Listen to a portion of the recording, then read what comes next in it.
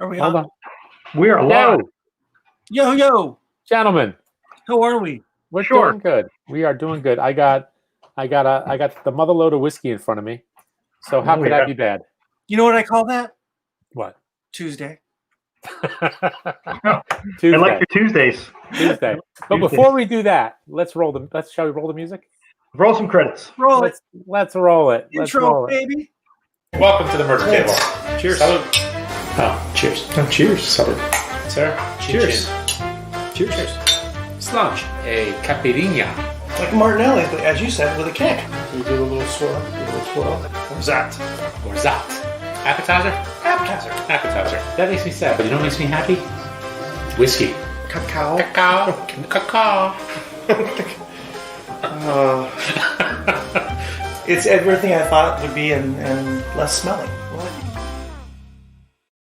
Smelly boys. It gets me every Hey, gents, how are we? Mike, did you wear your Old Spice today? time. I'm not so smelly. So, Mike, what's behind you? It's a giant wall of whiskey. My Well, God, it's a wall of whiskey. A good husband would say a great wife, but okay, whiskey's good too. A portion of what's under the house. Excellent, excellent. Is it like it's almost like a mountain range of whiskey?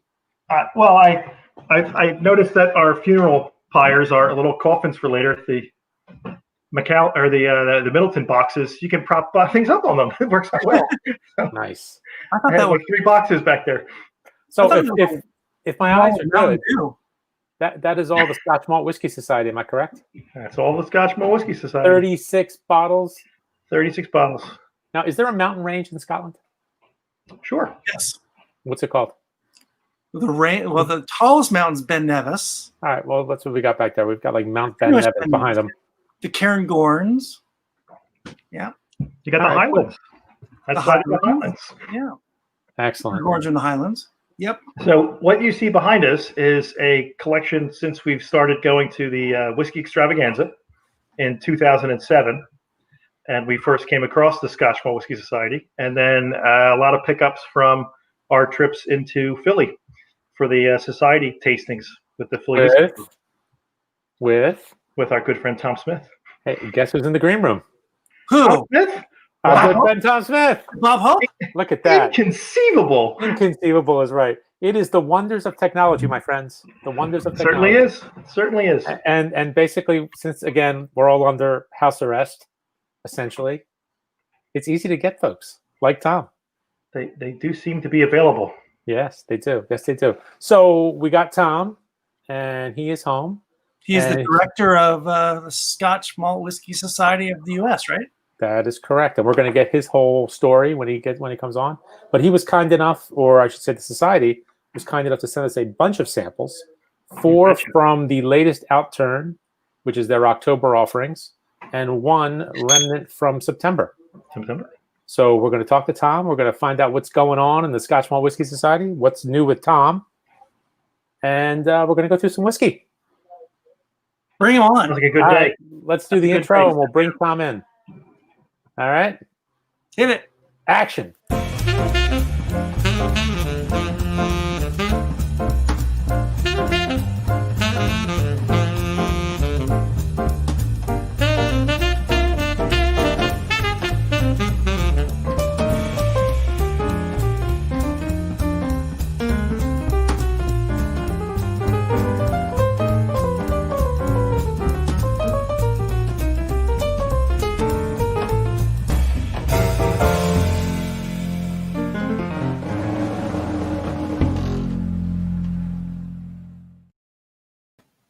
Hi-oh. Hey. Hey, how you doing? What is up, guys? Hi, Tom. Nothing. How you doing? Oh man, Welcome to the show. Thank you. It's a pleasure to be here. And you're right, you did catch me at home, like everybody else. Exactly. I Not had hard to zero find anybody. excuses, and I really miss Philadelphia. So this is I miss perfect. the old bar. I do miss the old bar. bar. Yeah. The little snacks at the old bar are so good. I always do the 1-2 punch of going down to DC and hitting up Jack Rose and doing an event there. And on the way back to New York, stop in Philly, a little Center City action. old bar, and I get to see you guys. Well, not you, Aaron. It's my first time seeing you. Okay. And it's a pleasure to meet you. And hopefully we'll maybe catch you at the Tam O'Shanter or something Oh, there you go. out west. But yeah, it's great to be here with you guys. Well, thanks for popping in. This is really exciting because we've been fans for quite a while. We've been to many extravaganzas, and Mike has pretty much kept you guys in business, as you can see. Oh yeah, he's Hey, rumor has it Mike is keeping somebody in diapers. Is that true? well, it's a veritable Shangri-La of flavor back there behind you, and we certainly appreciate it, Mike. Thanks very much for basically paying my rent. Yeah, I just appreciate the effort because the whiskey's so good. You know what it is? Yeah, we got some. He's special stimulating your economy. That's right. Absolutely. Well, I think Mike is actually buying diapers for you, really. That's right. Yeah, that's true. Each bottle might be a box of diapers at this point. At this point, it's diapers, and the wife wants to go organic diapers. So, oh boy, they start to get a little pricey. Mike, place an order. Before we I better start looking at the Outturn. So, congratulations on your baby. Thank you. Yeah, I'm a brand new father of 7 weeks now, and it only took me 43 years to come to that decision. So yes, please, Slanja. When the drinking really kicked in. Right? Now it's been a wild. I mean, we're just starting, obviously, but I can tell it's the adventure of our lifetimes, me and my wife. So we're really excited for that, and thank you very much. Daughter, for the well wishes. Daughter. Oh, we have a daughter, Eleanor Daisy, who's 7 weeks old yesterday, and I'm not prepared with pictures, but that's okay. Man, is she cute! She is a cute kid, and she doesn't even cry that much. So she takes after her mother. Yeah, start therapy early, my friend. I have right. Yeah, or dipping pacifiers in whiskey, one or the other. I mean, we'll figure it out. For her or for you? For him. Doesn't matter. Doesn't matter. I mean, happy. It will make you nuts. I know. I get two of them. Thank God they're not here. They can hear me. Don't worry. They know. Aaron. Where's in New York, actually? They already know. Yeah. But well, let's talk about Tom for a minute because I don't know him. You guys know him. So, Tom, tell us about you, your background, maybe a little bit, and sure. You at the society. Yeah, well, I've been in New York City, based in New York City since 2001, and I've been in the wine and spirits business since 2004. And I started basically in retail and was there until 2016 when I was asked to become a part of the Scotch Malt Whisky Society in America. So up until then, it was a mix of being a spirit director for some places like the Union Square Wine Group, and then also for building cellars, like investment cellars and that sort of thing for people out of Morel and Company in Midtown. But yeah, in 2016. The society had just come off of sort of switching their corporate structure, where it went from a franchise in the United States to being an extension of the UK branch of the headquarters there.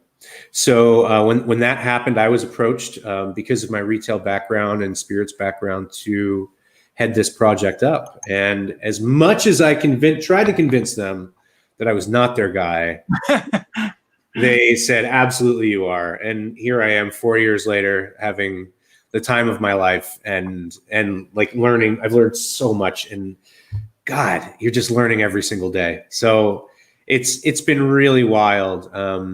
So yeah, so forgive me guys. I'm not on social media much or anything like that, but hey, I'm always happy to come on the show and shower you with whiskey. You may not be on social media, but you are social. Because at the end of the day, I am above all else an enabler, really. But yeah, we like that. But yeah, so we've been. My team has been with the society, representing the society in the U.S. since July of 2016.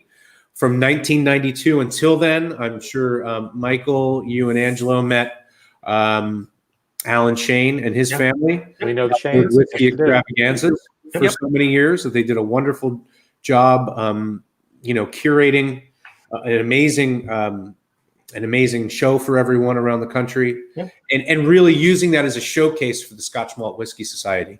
Right. And they did a wonderful job with that, and we've picked up the mantle now, and we're doing our best to kind of carry that torch on. I mean, when we started in 2016, we had about 2,500 or so members. We're up to about 4,000 today. So that's impressive. I mean, we're moving in the right direction. You don't want to move too quickly because, as you know, we'll all learn pretty quickly, the whiskey that we're dealing with is very finite in nature, but we got a really big supply of it. So it's okay. It's really just about getting into the different flavors that each of these casks affords you, and just endeavoring to keep tasting and keep exploring the whiskey. So is the structure of the society worldwide the same? SMWS in Australia is also an arm of the UK. How does it all? Essentially. So, I mean, just to give a very quick, kind of corporate background. I mean, the society started in '83, a group of private investors coming together, and eventually, over time, that the society was sold to Glenmorangie Group, and then it was taken over by Moet Hennessy for a while, and then in 2015, it was sold back to private investors. And at that point, they then went around to the different franchises around the world and proceeded to negotiate getting the rights back and essentially bringing us all under all the chapters around the world rather, under the SMWS umbrella. So that's essentially where we are now. And yeah, I mean, we certainly, each chapter has its own kind of vibe. It's its own kind of way that it does business, but at the end of the day, we're all representing the Scotch Malt Whisky Society globally, which is a club of 30,000 whiskey lovers worldwide. So yeah, we're all part of a larger family for sure, but each of us bring our own kind of panache to the table, if you will. That's how when they roll out an Outturn, the Outturn will have 6, 12, 20 bottles, whatever it is. Yeah. 20 different expressions. And then each chapter will get a certain allocation of bottles. Does the allocation differ dramatically by country?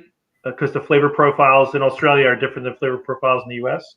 Is it more, you all tried it and you kind of first come, first serve, you're saying, oh, I really want this because it's going to sell here?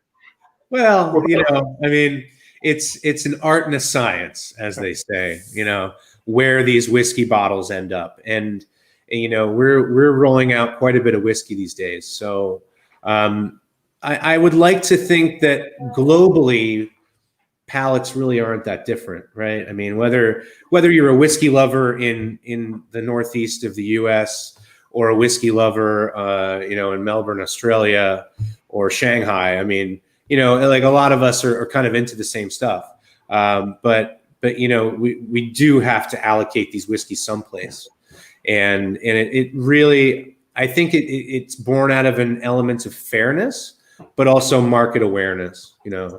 How much of this whiskey can you successfully move in a certain market, and above all else, we want to have a really nice selection for our members, because that's what it's all about is that variety. Our 12 different flavor profiles kind of feed into that, and you want to have a nice sort of selection for people to draw from and to purchase from. So it's very much about the taste adventure, if you will. So I have a question. Sure. Can we drink some whiskey now? Yes, we can. So I have 5 little sample bottles. These little sample bottles in front of me. Angelo, I sent you the labels, so you do with it as you will. But I guess everyone saw that on the intro. But right. we're tasting through 5 different single casks, and just about all of these spent full term in their respective casks. But these are all very unique expressions from different distilleries. So Now, which yeah, one are we let's get starting with? cracking. Huh? What are we starting with? 5838? We're going to start with cask 58.38. Do you have like a little banner or a label? I will. I'll put it right up in a second. So there are a few things, I guess. Oh, great! You have that whole situation there, don't you? That's it. So a few things to consider about the Scotch Malt Whisky Society. When we were founded back in 1983, I mean, it was very much a pretty small group of whiskey lovers who got together and said, hey, we're into this single cask thing, and we think we could probably do a pretty good job of spreading the good word. And born out of that sort of forward thinking, because the society was certainly, I think, the first independent bottler of single casks. Today you see all kinds of independent bottlers doing similar things, if not vatted or blended whiskeys, single cask whiskeys. But back in 83, when we started this, we weren't trading on names, and to this day we don't trade on names. Instead, for each, I don't know do you have like a bottle shot, Angelo, or yeah, hold on. If you can get in closer to that. Yeah. If you notice, you have a society cask. It says 58.38. Yep. And it has a fun title. This one is entitled In a Sunny Lemon Grove. Then a small bottling note and the rest of the specs, which we can divulge. They're a little blurry there. Yeah. But essentially that 58.38 tells you a lot. And the number preceding the decimal point is the distillery code. So that never changes. That's always going to be distillery number 58. And that was the 58th distillery we worked with. And then proceeding the decimal point is the cask. So this is the 38th cask that we've bottled from this distillery. So instead of just coming out and saying it's this distillery or that, we're always dealing with codes. And then each bottle, based on how it speaks to our tasting panel, which I'll get into later, gets its own title. Usually a pretty fun title, as long as the TTB doesn't rain on our parade too much. Can I stop you for just a second? This is an old bottle, and the old bottle had, as you said, the distiller and the cask and the information, but there's a color stripe on here. Do you want to divulge the color striping a little bit, which I find very helpful? Sure. And by the way, if I can get a dram of that Port Charlotte you just held up, that would be awesome. It's virtual. Sorry. Not real. Just send it on up. So now you see these color strips. So this is one of 12 different color strips that are assigned to our whiskeys, and they represent our 12 different flavor profiles. So these are really meant to act as guideposts for members. Anytime you go on our website, if you were to go on our website right now, for instance, you'd probably see about 50 or so different casks of whiskey. And for some people just starting out, that might be a little intimidating. So really these flavor strips, these flavor profiles are meant to help guide members and those who are perusing based on, kind of a mood or perhaps a dish you're pairing it with. In this instance, Young and Sprightly is one of our more introductory, for lack of a better term, flavor profiles. And Young and Sprightly is something that I love to kick a tasting off with, which if anyone's into wine, like a wine tasting, you might, before getting into the big red wines, you might start with like a champagne or something, just to get the palate working. And I feel like a nice Young and Sprightly whiskey, which tends to rock a pretty solid ABV and be pretty high-toned and citrusy, can kind of work in a similar way. So yeah, I think this one is a 62.4. And that's fairly bold, I mean, when you're dealing with single cask strength, which is what the society is dealing with just about all the time. You're usually living in a world of 55 to 66% alcohol, which at first seems maybe a little daunting. but it's amazing how quickly your palate gets acclimated. And here we are. So you have all 12 flavor profiles. Yep. So today we're tasting a young and sprightly, a sweet, fruity, and mellow. Straight down from that is a deep, rich, and dried fruit. And then if you would scroll, we're not doing any of the lovely blues, but those are fantastic. And then we're going to have a lightly peated and a peated whiskey. So, I mean, you know, of these 12 flavor profiles, some are more elusive than others. Heavily peated is always very difficult to find. Oily and coastal, you don't see that much. But things like spicy and sweet, sweet, fruity, and mellow, young and sprightly, you might see a little more often. Typically derived from the fact that these are usually profiles born out of Speyside distilleries. And, you know, Speyside right now, what represents almost 60% of the total production in Scotland. So you're going to get a bit more from there. But here, this is, you guys, I mean, what do you think? You want me to not talk about the distillery or? I don't care. We didn't do this. You're the director. Yeah, come on. You're direct. Please. So does numbering code go back to the beginnings of the society? Yeah, so I think number 1 is the first distillery.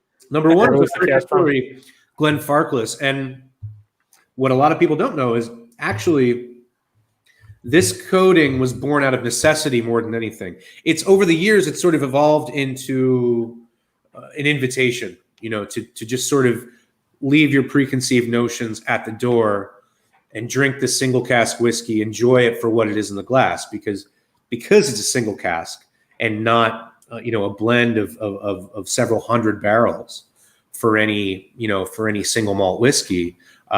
You might not always get, you know, the distillery profile.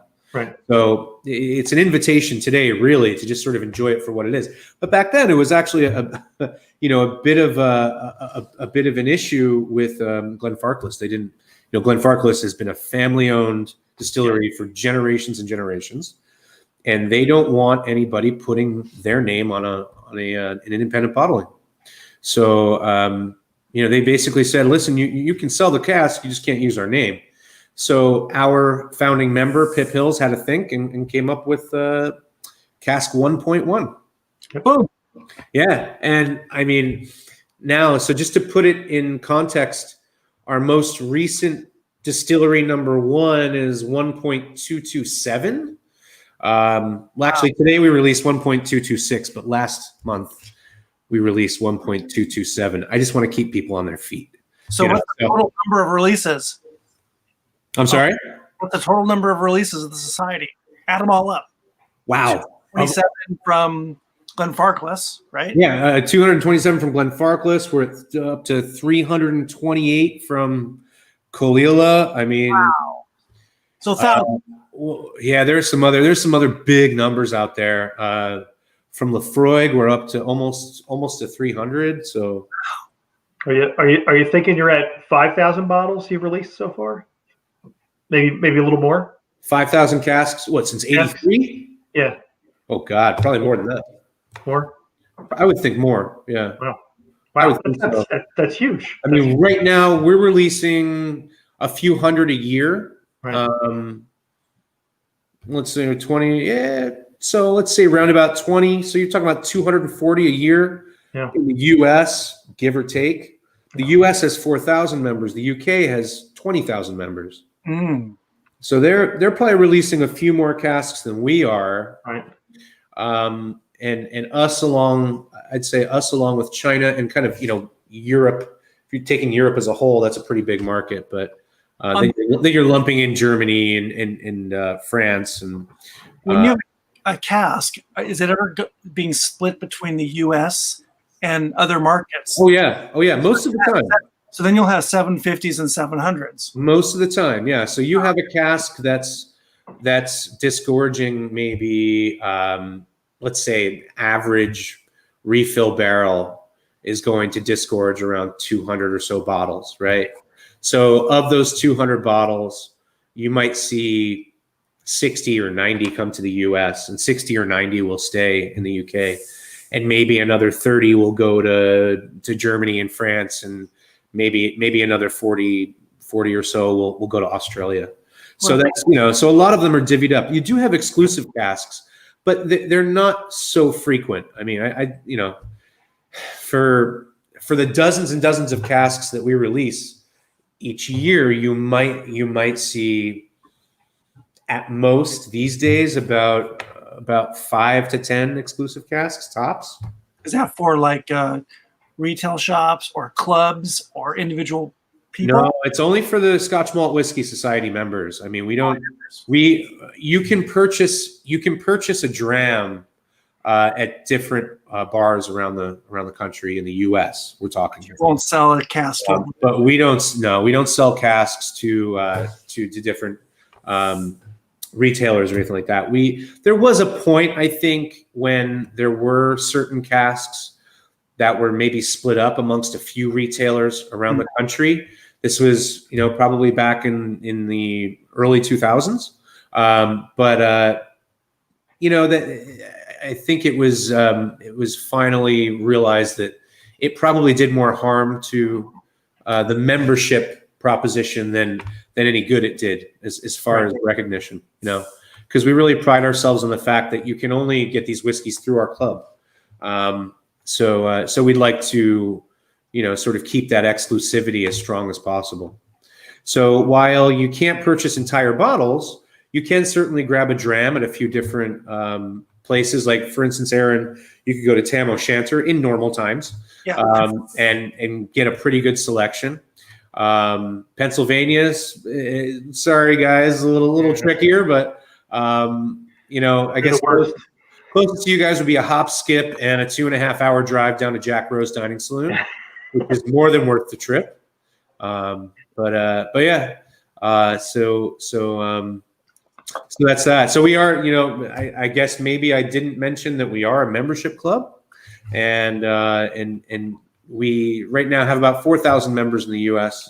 and very, very happy to have this pretty strong community of whiskey lovers who are certainly more and more sharing amongst each other, which is great to see, and that's really what it's all about, is it's kind of sharing that experience. An annual membership fee gets you access to buy bottles. That's right. It gets you access to the bottles. It gets you access to our team. Typically, we would be doing events around the country that you'd have preferred pricing for. And then, of course, if you were to make the trip over to the UK, we have 4 members venues there. So these are dedicated venues to members of the Scotch Malt Whisky Society in Edinburgh, proper, in Leith, our spiritual home at the Vaults, in London, and also in Glasgow, which opened up, sadly, like right before COVID hit. So, they didn't get much traction in Glasgow, but I mean, hopefully when things open back up and we get back to some version of normal, people will be able to take advantage of that again. And until then, we have this medium, which is actually reaching a lot of people. I mean, usually we're doing events monthly in about 5 or 6 different cities, quarterly, and maybe add another 4 or 5 cities to that. But now through different virtual tastings, we can reach people everywhere, So while we can't shake hands and pour drams for each other, it's a different kind of thing, but it has a place. Hey, Ange. Yep. Why don't you read the tasting notes on this one? Oh, can I? First, read the name. Oh, wait, hold on. Let me get to it. This is 5838. Sometimes the best part's the name. Yeah. Hang on a second. I should get my son in here. He's Mr. Thespian. I'll get him out there. A dramatic reading. Yes, a dramatic reading. Cask number 58.38. Young and sprightly. In a sunny lemon grove, Speyside, Devon, astonishing for its age. Like us. The nose had attractive chalky sweets, refreshers, summer creams, sherbet straws, orange fondant chocolates, and lemon bonbons. Then enticing floral notes, shyly peeping out from behind. That's naughty. The palate was zingy, effervescent, and mouth-tingling. Champagne, sherbet, lemons, mango, coconut, tobacco, and elderflower and ginger spritz. The reduced nose had sugared almonds, highly botanical gin and tonic, and lemon pickers packing cardboard boxes in a sunny, dusty lemon grove. The palate, a satisfyingly sweet and tangy experience of lemon sorbet, flying saucers, popping candy, plum tart, and gooseberry fool. We know fools. With hints of cigar boxes and leather on the finish. Wow. Fun. Is that all? I think that's a lot. That's it? On the What bottom. you got? So wait, cask, second fill barrel, age 7 years, date distilled September 2012, alcohol 62.4%, U.S. allocation 60. There you go. There you Does it go. say how many? Does it say out of how many? How many did they get out of the cask? 44. How much? Was it on? Was it on the 240. bottle? I don't have that information in front of me, It's but probably up top. I think it's 244 bottles. okay. Okay. This is Sounds about right. This is really good. That's all I can say. That's my tasting note. You know, it Good. is young and sprightly. Well, this is actually a distillery in Keith, in the eastern Speyside. It's the most photographed distillery in Scotland. Really? Yeah. It is absolutely beautiful. I've been there myself. And Aaron, it sounds like you're somewhat familiar with the place. Yeah, I wasn't. We were on the outside of it. Not Yeah, really very picturesque. Do we know the the name? outside is where it's at, man. It's Do we great. do we know the Did name? once you've seen a few, mills and washbacks, you've seen them all. Are we? Mac- Are you care if we say the name? Sure, go ahead. Strathyla. Isla. Strathyla. Yeah. So Strathyla is a cornerstone of the Chivas blends. So if you're drinking Chivas Regal, chances are the backbone of that blend is Strathyla, which is, I think certainly something I learned very quickly, a very fun part of the society. We're offering single cask, single malts from a lot of different distilleries That you normally wouldn't see on a shelf. that you wouldn't see on a shelf. You might see in a blend, Right. Yeah. like a Chivas, like a Johnny Walker, like a Dewar's, what have you. But to get a chance to try that, not only in single malt form, but in single cask form, is pretty cool. And this is certainly one of them. Yeah. Well, that's a nice, refreshing. It's a nice starter. It's a nice starter dram, right? Kind of gets the salivary glands going. Yeah. It's not too dry. And There's just a little bit of sweetness. It's And right. it certainly has the citrus from the lemon grove. They're not kidding. Yeah, for sure. Lots of citrus. But there's a little sugariness to it too. Yeah. Like, did they say lemon gumdrops? Well, the candied sweets. Yeah, Right, sure. that's nice. That's really good. Well, on that note, we always ask some questions, kind of off the wall questions, Tom, as we go on these things. Sure, please. Red vines or Twizzlers? Ooh, Twizzlers. Ooh, that's an East Coast answer. That's what I'm thinking. I think it's an East Coast, West Coast thing. Yeah. I don't think I've ever had red vines. Huh? What? Yeah, Why would I have red vines without Twizzlers? I heard that's what caused the whole Tupac Biggie thing.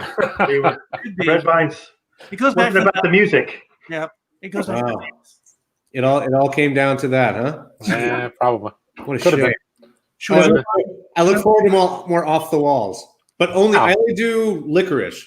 I don't do the strawberry or the whatever that red stuff. No. Oh, you're a licorice guy? I'm Yeah, black I pepper, like, man. I Anise. like them both. Yeah. I like them both. I can't complain. Yeah. Okay. I like the pandas.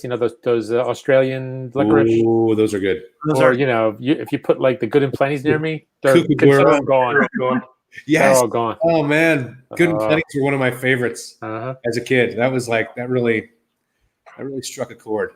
Nice. I'm with you. So as we go to the next offering here, Yes. you talk about the tasting notes and how that gets done, who does it. Fascinating. It's really, really interesting how It can it's funny. All right, so who does it? So who creates these very vivid tasting notes? Our tasting panel. And this group of tastemakers, professionals, really, I think, helped to set us apart from the pack because we have these guys.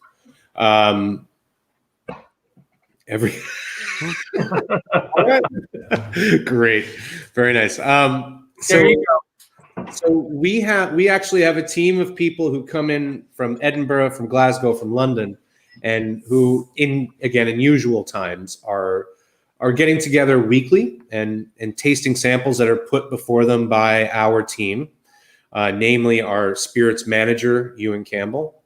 And these guys taste the whiskeys. They go through a whole process where it's typically early morning before their palates can get too screwed up from other things.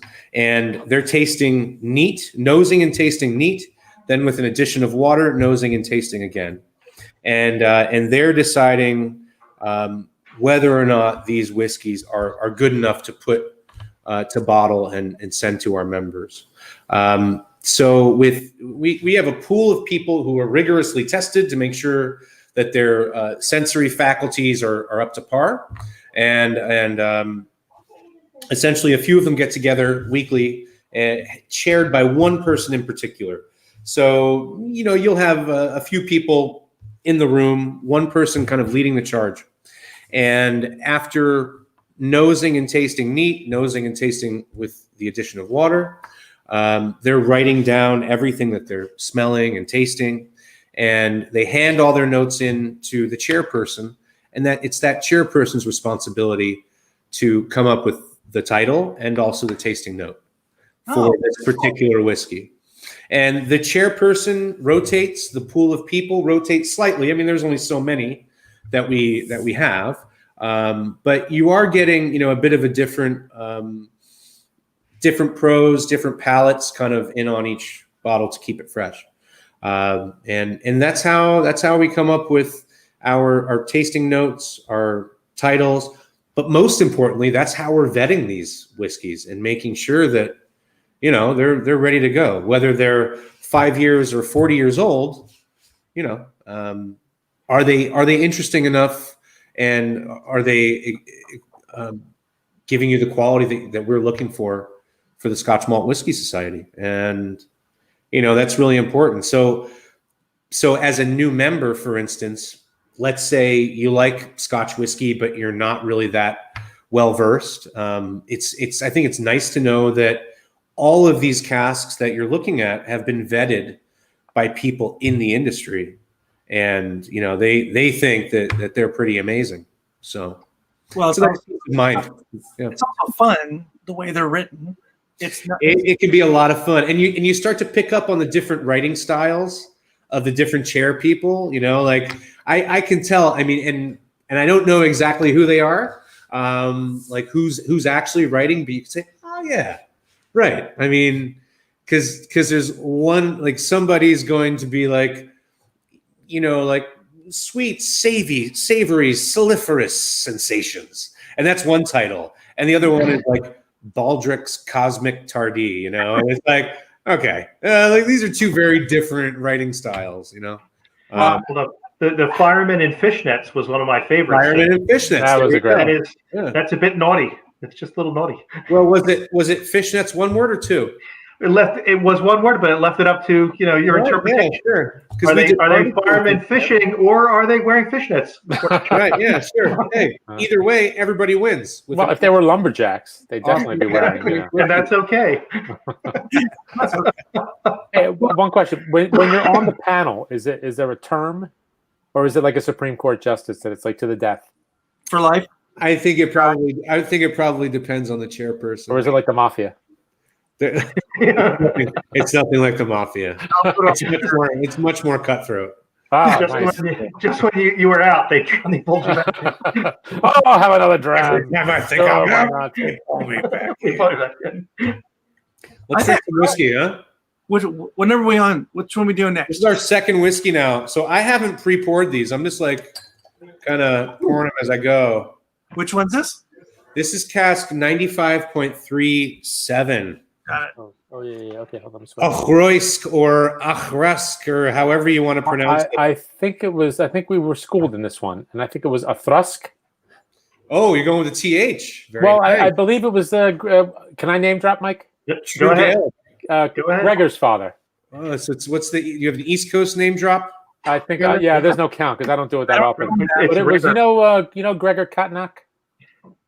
Me? Yeah, do you know? I think he's one of the ambassadors. He used to work for Diageo. Well, his father, I think, was the ambassador for he was like the global brand ambassador for the Johnny Walker. Okay. Yeah. So but we asked him at one of the events. How do you we say were up this? at a New York event, and how do you say this? Oh, really? Okay. And he looked down upon us as savages, and then muttered something in some unintelligible language. Perfect. Yeah, sounds like Gaelic. Let me share the 9537 screen. Yeah. So this is a wonderful whiskey from the northern Speyside. Typically, if you're going back years and years, it was a very delicate expression of whiskey, and that was used in different Diageo blends. These days, it's carrying a little bit more weight, a little more richness, nutty, malty kind of character. But again, I think a really nice example of that kind of orchard fruit characteristic that's pretty indicative of the Speyside. But you're here, you're basically adding some complexity onto this with a secondary maturation. So it's red wine 7-year-old whiskey. Heavy wine finish, right? Right. So it spent 5 years in ex-bourbon, but the last 2 years, it was decided to move it into a first fill charred red wine barrique. Oh. No, excuse me, second fill. So not as much barrel intensity that you would get with a first fill, but still, a good amount of color and flavor impartment on the whiskey. Thrusk. Oh, well, Worthington would know for sure. Oh, yeah. Nice. Sure.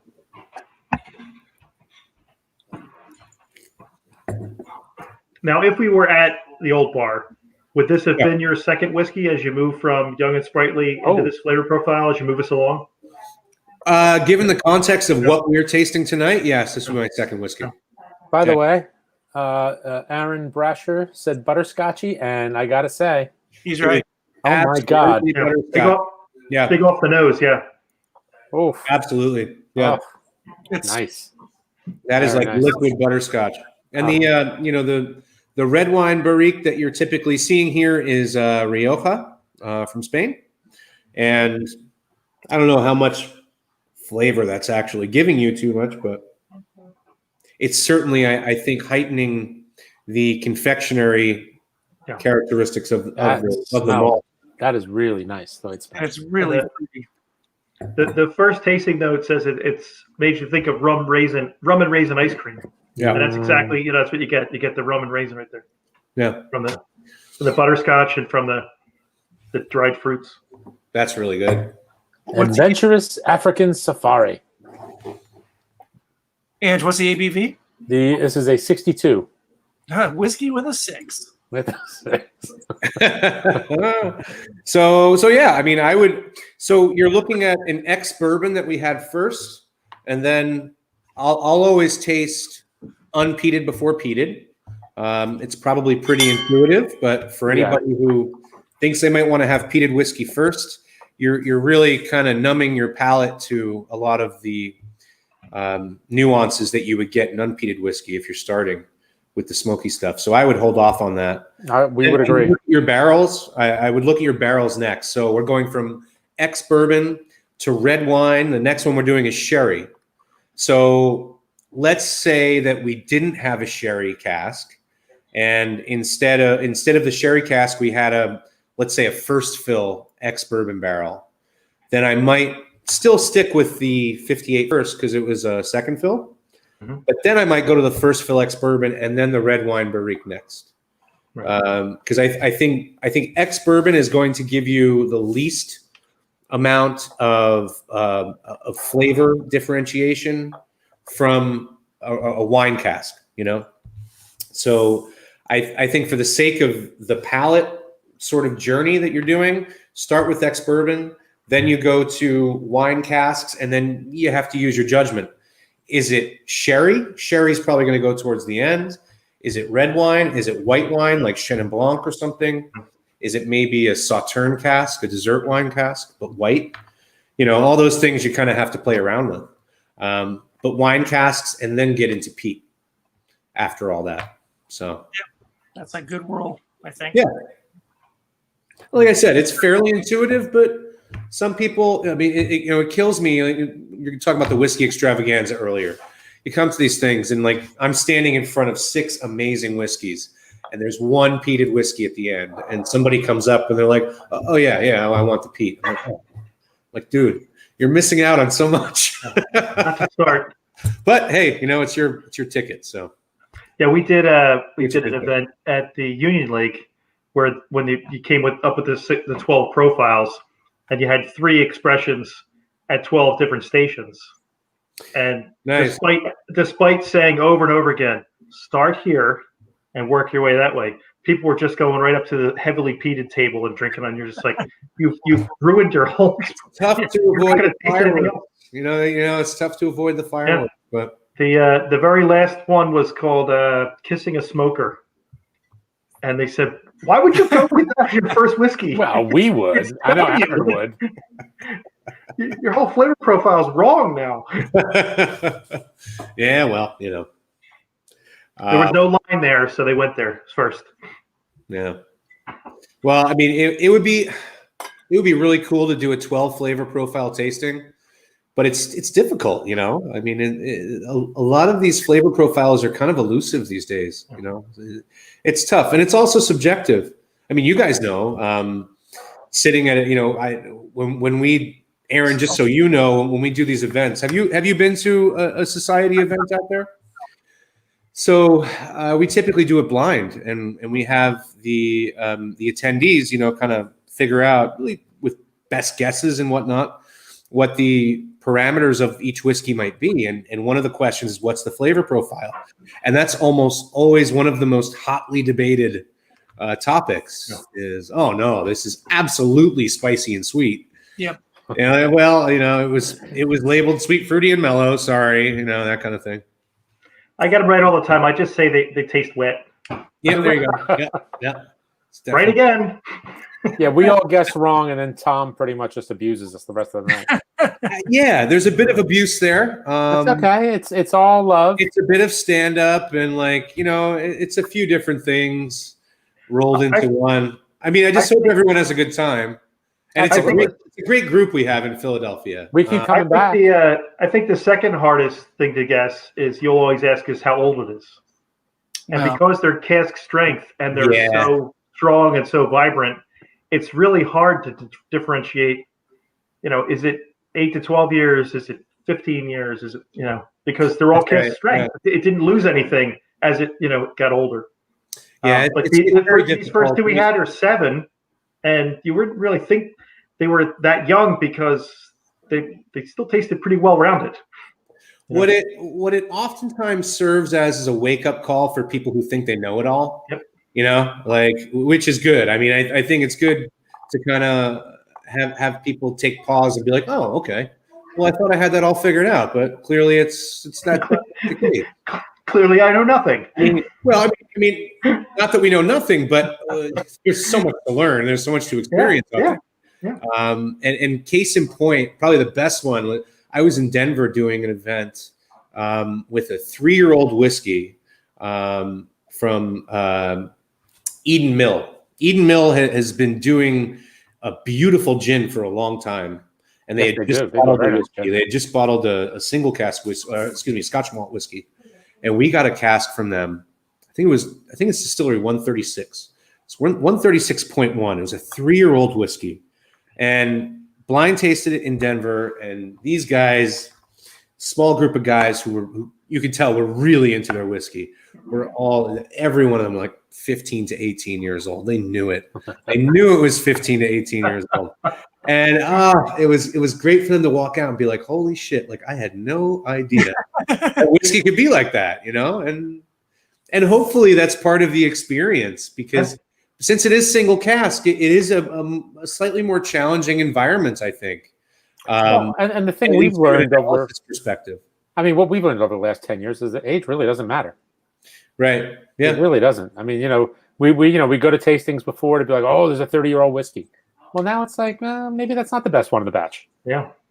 Yep. Might be the softest one in the batch. Might give you the less burn, and maybe for you that means that it represents some sort of quality. But there are others. If I can steal a line from a gentleman out in San Francisco who's a member of ours, he said he wants a whiskey to reach down his throat and grab him by the nuts. So there's that perspective. Yeah, exactly. Yeah, well, I mean, he's looking for that. So Well, I kind of get it though.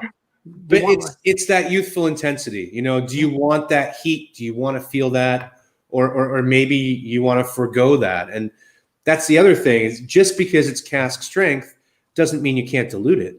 Right. So essentially, with Society whiskey, we're not watering back for you like a lot of other brands are. I mean, most brands out of the gate are somewhere between 40% and 46% alcohol, right?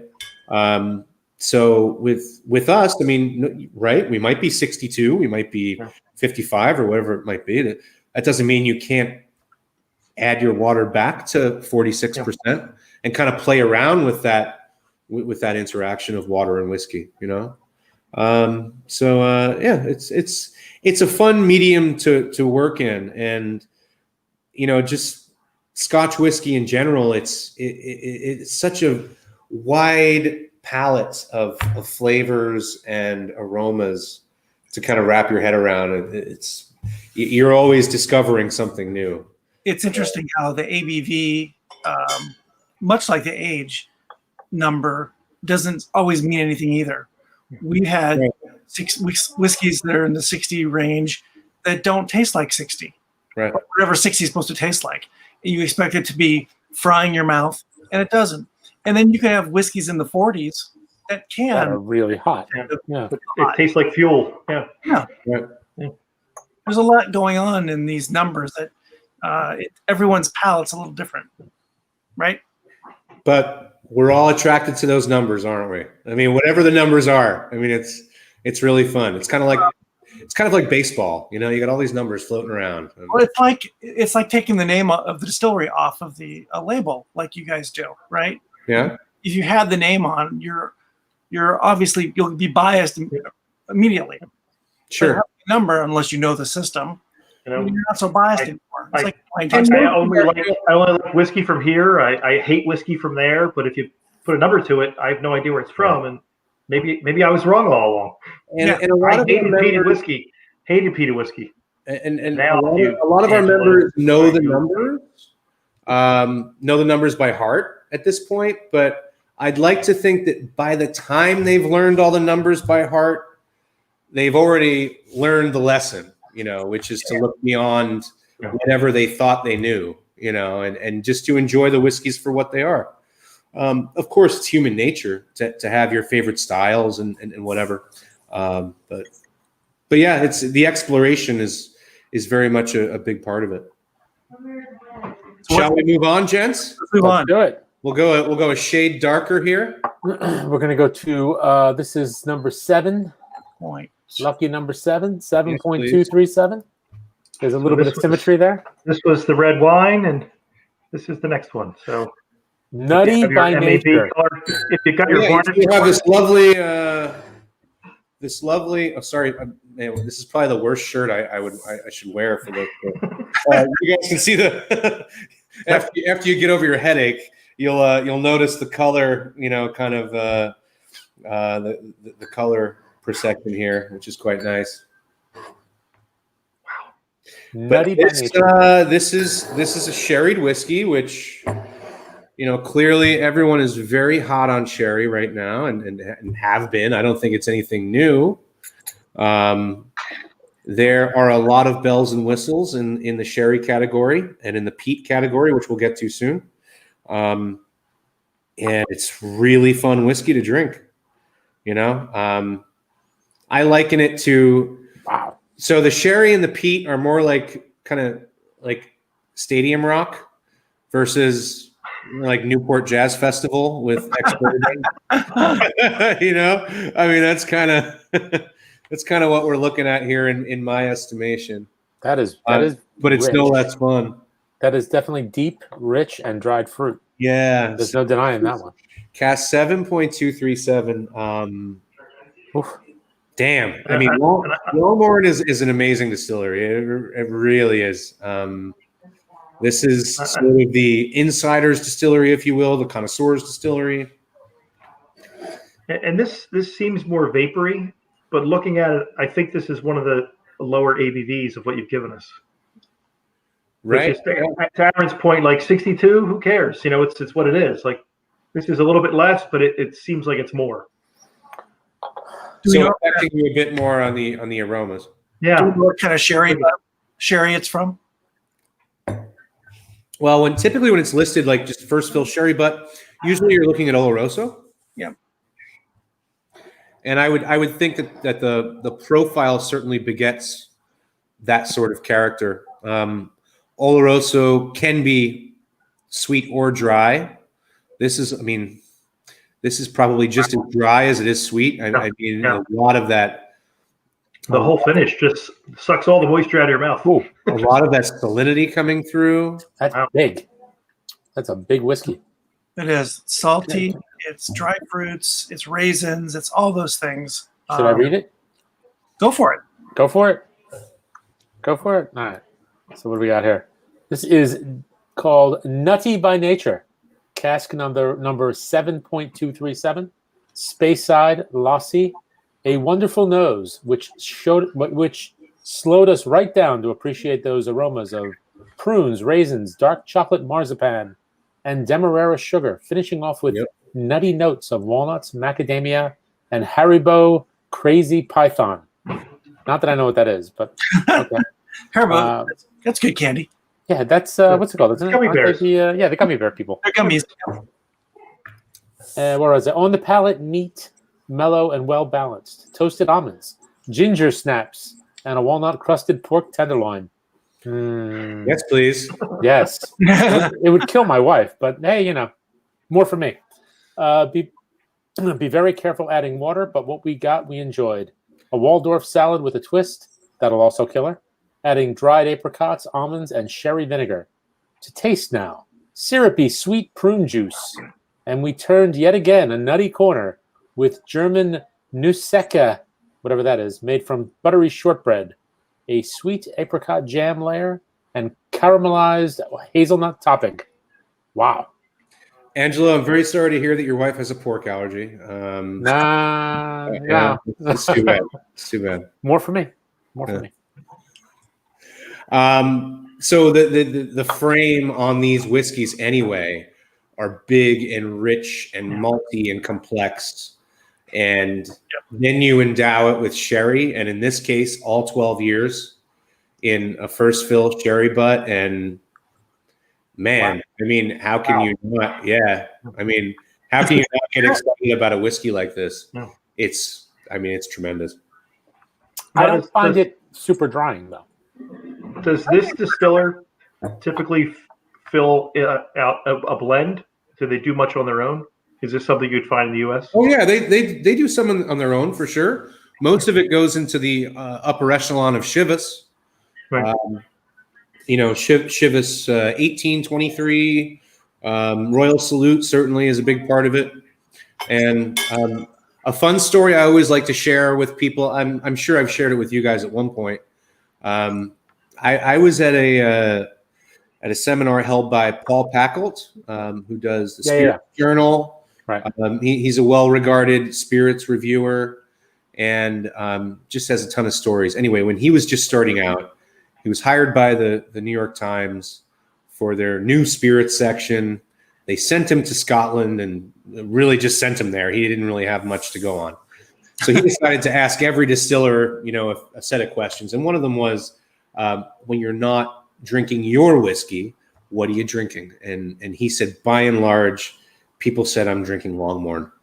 Huh. So this is really like just kind of, cream of the crop type distillery that doesn't command, let's just say it, Macallan prices, Right. And, this is really amazing, exceptional Speyside whiskey, which has managed, along with Glenfarclas, to basically be under the radar for the most part. So. Right. And I like sherried whiskeys. That's a good one. That's really good. That's very nice. Yeah, we just had our gathering bottle last Outturn in September, which sold out pretty quickly. We had a good allocation of this, 120 bottles. As of earlier today, there are still several on the site. But as you know, when they're gone, they're gone. But we have so many more behind them. That's the good and the bad of it. Yeah, yeah. I mean, the nice thing is you're getting something that's really it's going to be very unique and very special. Hopefully, if it's something you like. Right. Until you finish the bottle and you ask. Oh, then that makes sense. Along those lines, is there a particular bottle that was your favorite Outturn? That was something that you kind of wish you bought 5 of because you'll never get it again. Cask 3.270 was released in November of 2017. That's a Bowmore? It was a Bowmore. It was called Surf and Turf in a Camel's Saddlebag. And to this day, it's one of my favorite whiskeys. I wish I had stocked up on that whiskey. And maybe at this point, it's just sentimental. Maybe if I tasted it, it wouldn't be the same. It wouldn't be the same. Was it salty? But it's kind of like, if you'll bear with me here, it's kind of like your family telling you your heritage your entire life, and then taking a 23andMe and realizing that shit, I'd rather live in the freaking mystery, man. This is nice. This narrative I've created for myself. You're not even my parents. Oh God, have I got stories for you another time? Another time. Not about me. Not about me. I am German, Irish, and Scottish, which is about. What was your favorite? Yeah. What's this? What's your favorite? Biting a Nurse? Oh, Biting a Nurse is a good one. Biting a Nurse? Biting a Nurse was a good one. What was the one? Merry Mints and Fairy Cakes? Merry Mints and Fairy Cakes. That was a good one. Fairy Cakes. That was a really good one. I like that number. I don't know this whiskey. I actually wrote it down. Biting a Nurse was 54.28. Okay. So it was an hour. And Merry Mints and Fairy Cakes was a 125. So an old Glenmorangie, which was really well received. And the one I liked best was the Salty Dog Westering Home, which was 27.76, which was the Springbank. I mean, they were fantastic. Nice. And then you had the camping trip. Oh, the camping trip. Fireman and Fishnets. They were both really good too. They were both very, very good. I like those. I like the Bowmores that they select are the Bowmores. Generally, I like the independent bottlings of Bowmore. Way better than anything coming out of the distillery. As long as it's not sulfury. Say that again? No, as long as it's not sulfury. Right. Yeah. Everything sometimes, or the FWP stuff. Oh yeah, FWP. That's weird. FWP bottlings. What is FWP? You want to say it? Or sure. French horror perfume. Oh, that. Oh yeah. Isn't that what's the one distillery? That's Miracle Max's favorite. Yeah, what's the one? What's that? He loves French horror called. What is the one? I can't remember it now. For what? The one in particular that they always say it's always an FWP. No, it wasn't the Bowmore. It was another one. Another distillery? No, it was definitely Bowmore. Was it? Yeah, there's like a few different stories surrounding it. I mean, I don't know. Whether there was we released something called the Sense of Perfection. And I'm pretty sure it was from the FWP phase. Nice. And I mean, people were going crazy for this Bowmore, and I swear to God, it was the only one that I really wasn't so thrilled about personally. Of course, you have to respect a whiskey for how it performs in a glass, regardless of what you think about it personally. But it was no surf and turf in a camel's saddlebag. I'll tell you that. I'll tell you that right now. That's funny. Anyway, number 4. We've ventured through 3 unpeated whiskeys. Let's get into some peat. Oh, this is the Global Gathering. Could you tell us a little bit about this? What this means, the Global Gathering? Yeah. So the Global Gathering is the second iteration of our September activation. The first iteration was simply the gathering, and it was really to kind of call members from around the world back to our spiritual home, which is where the society, the brick and mortar building where the society started in '83, which is the vaults in Leith, the port of Edinburgh. So last year in 2019, the UK team did all of these wonderful activations there, and actually there was an American couple who won a trip over there and had a fantastic time. But of course, the best We hate them. mice and men. 1 year later, nobody can do anything. So it's more of like a global call to action to really just sort of celebrate the society and the sort of community that we have, all being fellow whiskey lovers, but unfortunately without the pomp and circumstance of going to the UK and enjoying things at the vaults.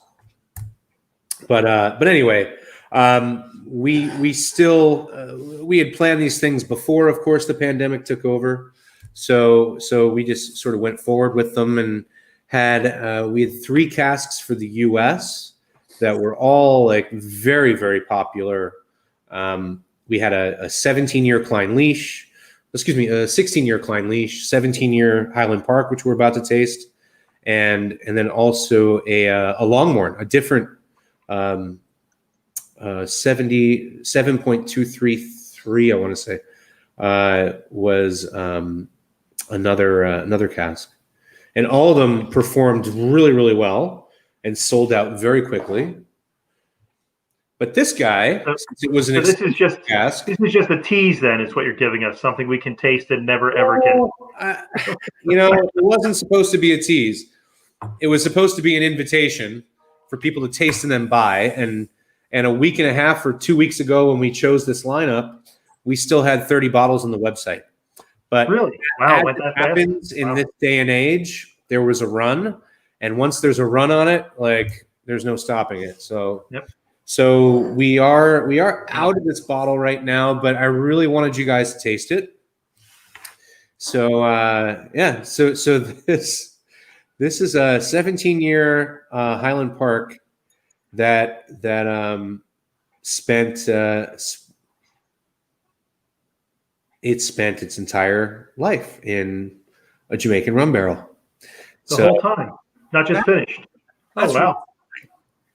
So that's Highland Park bottled in distilled in the 80s, and in rum casks for that long. I didn't know they were doing rum casks back then. Wait, the 80s? 80s? No, I mean, it was 2002. 2003. Oh, it was just bottled recently then. Yeah. Oh, sorry. Yeah. Still forward thinking. Yeah, even still, 2002 put it in a rum cask for the whole time, not just finishing it. Yeah. Do we know where in Jamaica they get the casks from? So I could venture to guess, but I mean, I really wouldn't know for sure. There are a couple of different distilleries that might. Hold on, give me a sec. Let me see what I can. And that brings up you're not just Scotch anymore. So you bring in rum. Right. You're bringing in rum from a similar Jamaican distillery. Let me look at my R's real quick. I don't get a lot of peat on this. No, and that's Not at all.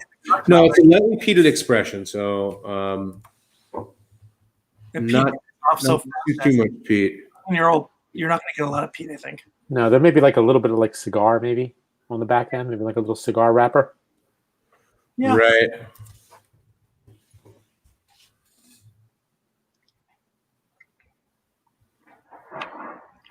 Oh. What's the ABV on it? This is a 56.8. And again, it's hot. It's hot. This one's very hot. That's fine. You don't think it's hot? Oh, fine. Who cares?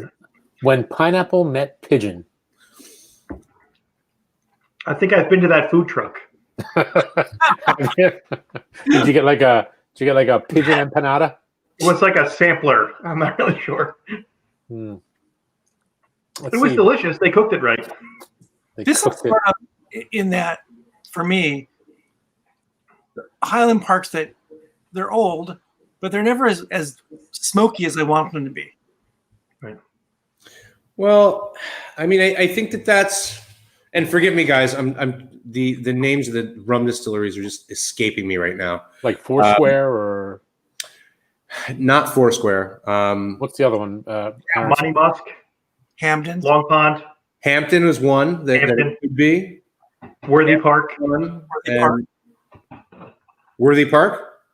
Worthy Park. That would be the other. One of those two. Yeah. One of those two. Look what Eric said on our little chat. He's the same way. I'm the same way.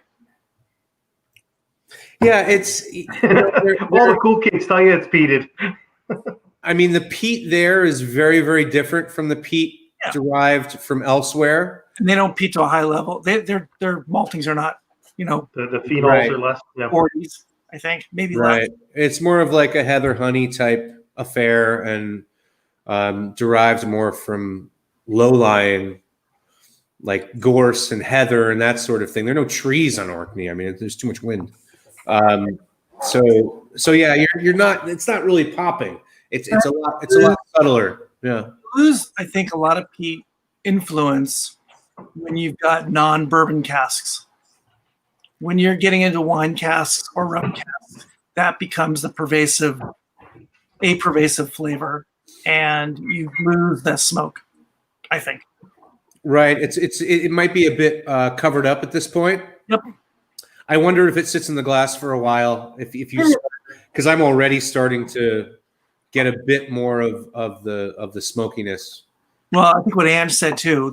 You get cigar wrapper smoke. I think that's Yeah. like a tobacco more so than like a barbecue like you would get on an Isla whiskey. Yeah. That's nice though. I like that. That's fun. It's slightly sweet. So well. I love a rum I cask. happen to have, Nice. which we're actually into. This isn't an under the house whiskey, and I'm just trying this as a side by side against the rum cask to see how different it is, or if there's more. Well, certainly involved the or- esters out of the Jamaican rum are kind of ruling the profile a bit. Is that like on tester? We like the funk. Yeah, bring that funk. Let's see. I'm getting a lot more of the light peat out of this one.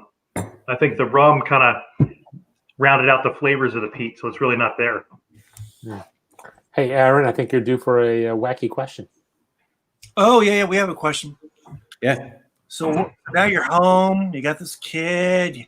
You're up all night. Feedings every 20 minutes. Probably in front of the TV a lot. Children are like hobbits. Waiting for your turn. What's your guilty TV pleasure right now?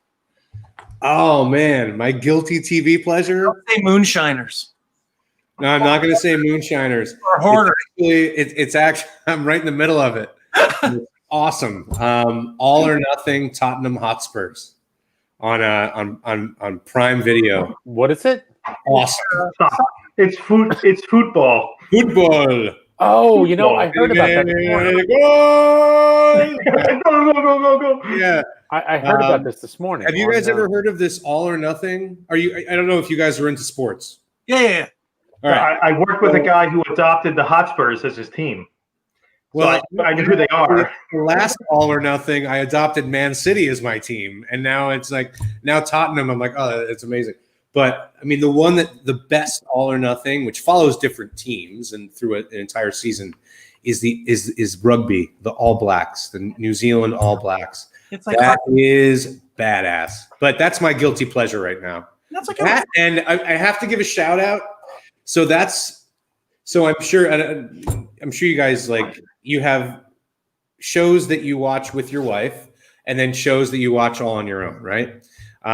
So Hey, this is a family show. the on my own is the All or Nothing Tottenham Hotspurs. The show that me and my wife are really digging on right now. Oh God, it's so nostalgic and awesome. Cobra Kai. Oh, I watched it with my son. Anybody? I watched it with my son. I watched both seasons. Awesome, man. It is so craptastic. It is so awful that it's great. Exactly. It knows what. How far into it are you? Yeah. How far into it are you? Now, season 4 has been announced. Get the hell out of here. I'm only a few episodes into season 2. Okay. It's amazing how Daniel LaRusso never worked out in 40 years. Not once. He's still like the same like rail of a person. Yep. The flashbacks that Johnny Lawrence has are just perfect. And I don't know. I don't really want to watch anything else right now. I watched it a couple of weeks ago with my son. He actually watched it twice. The flashbacks to Karate Kid, which I saw, my grandmother took me to see when I was a little kid. That's funny. Pretty awesome. What I don't think it's happened yet, but what's spectacular is not Danny, but the other guy. What's the other guy's name? Johnny. Yeah, Johnny. Sweet Johnny little- has like a little fantasy dream sequence, Yeah. and it's done in like circa 1985. Yes. It's spectacular. He gets Sally. He beats Daniel. Everything. Oh, it's just fantastic. It's the girl wins the tournament. It's fantastic. I just love the whole thing from How I Met Your Mother. Oh, Barney's like no, you like the wrong guy. It was a kick to the face. That's illegal. He cheated. Johnny's the hero of that show. it's a lot of fun. It is a lot of fun. It's so bad, it's great. Yeah, it's pretty awful, but it's entertaining. It's all we talk about. It stuck me in. I enjoyed it. I'm looking forward to season 3, which I think airs in January. Cool. Nice. I think it's coming up, so it's good. It's good. Nice. Mike, what's your guilty pleasure? I caught up with The Boys. I like The Boys. I thought The that was Boys pretty is good. fun. It's very dark. Worth it? And I can't watch it with anyone else in the house. It's a little crazy. It's a little crazy. Aaron, where you at? Well, I don't know that I have a guilty one, but we're watching The Boys together. Surprisingly, it's odd when my daughter watches with us. Uh-huh. Yeah, no. Well, your kids are older. Yeah, kids are older. Yeah, I just don't look at her. Just focus. I got you. Exactly. You're not in the room. You're not in the room. That's an odd one. How about you, Andrew? Cobra Kai? Cobra Kai's done. I'm in the middle of The Boys, and I'm watching. It's not really a guilty pleasure. I'm watching *Halt and Catch Fire* because I keep hearing about it. So I'm like, all right, let me watch it. It's kind of about the computer. *Halt and Catch. It was on AMC for a while. It was on, I think, after Breaking Bad or after Mad Men, and it's about like the computer industry in the '80s. But it's a soap opera. It's a total soap opera, so it's fun. Were you watching Perry Mason too? With that was really good. Plowed through that. That was an awesome period piece. That was really good. Once it kicked into episode 5, it really kicked into gear. Yeah, that's on my list. Yeah, Matthew Rhys, John Lithgow. And what's interesting, not to go off topic too much, but all the shows that are on now, their timing is really spectacular with the themes.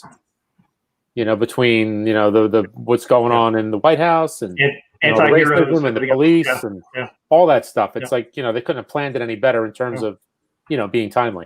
Current events. Yep. So, anyway.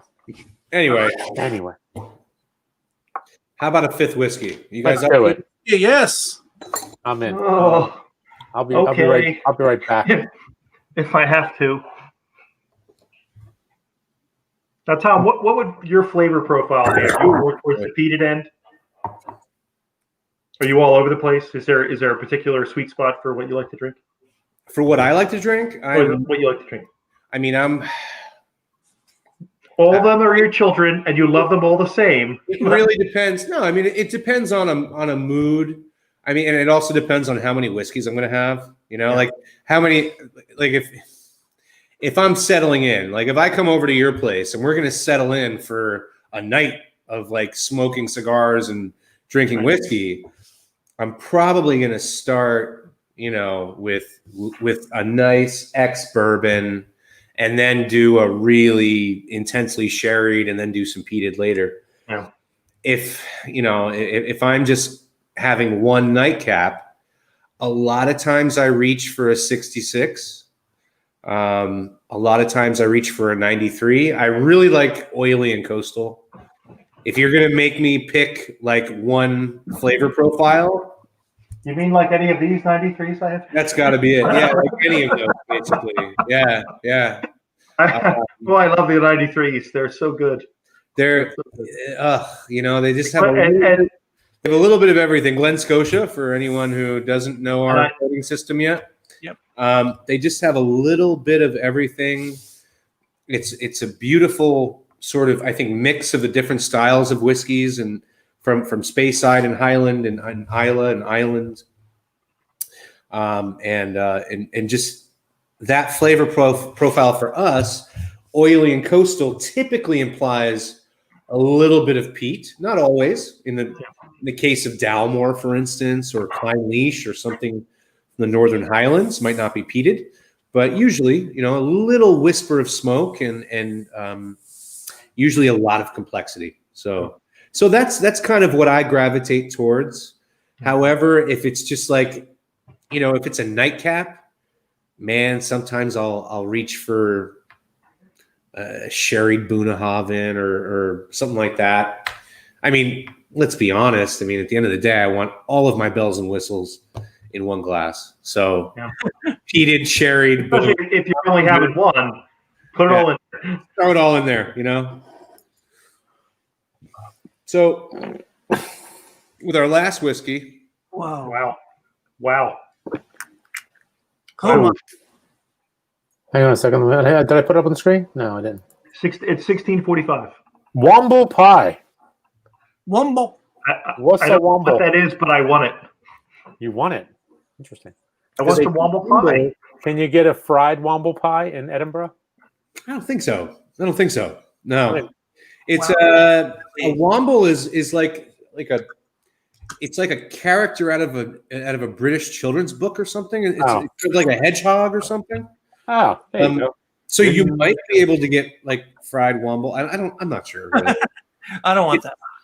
It's kind of like it's kind of like it's like, well, can I get a rabbit from Watership Down or something like that? I mean, If you smoke it, wrap it in bacon, and throw in some parsnips, I'm okay. It's like gasoline or oil. This is really interesting.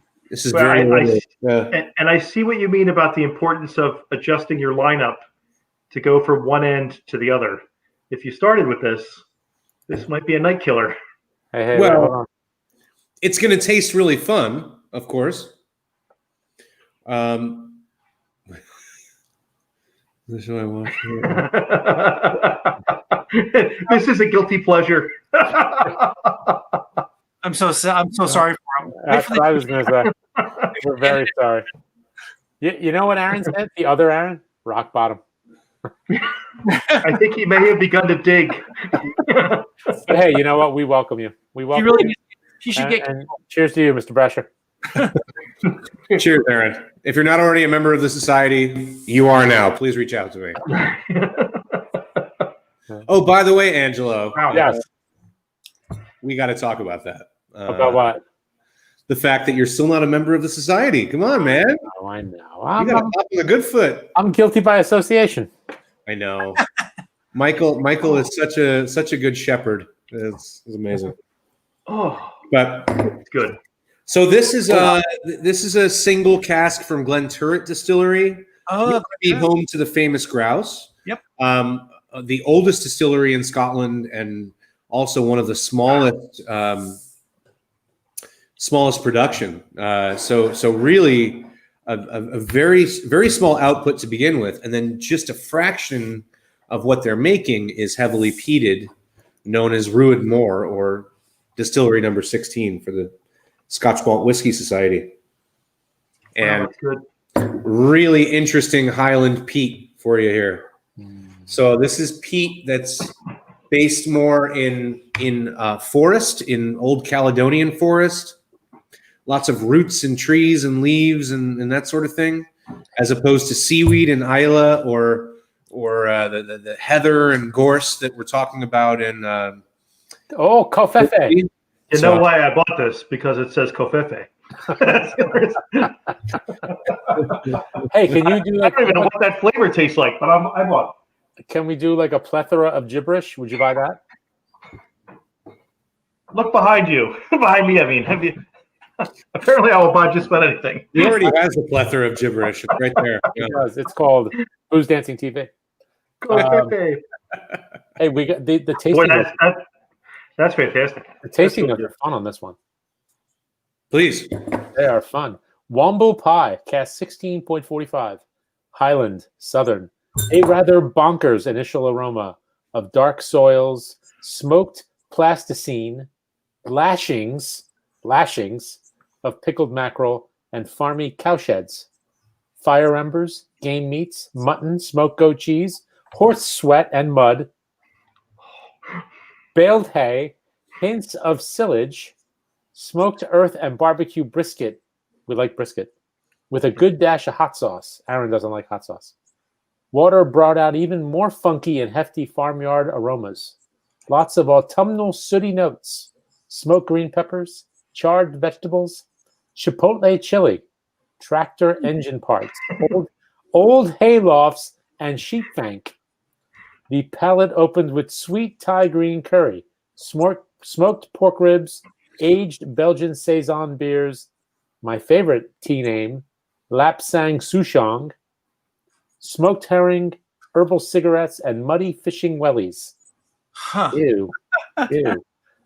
With water, there emerged some kind of peated turnip with WD-40, bike chains, boiler fug, Better add some water. old copper coins, chimney soot, and here's the kicker, fermented soy broth. What It the actually hell? makes me a little scared now that I drank it. Ye old fermented soy broth.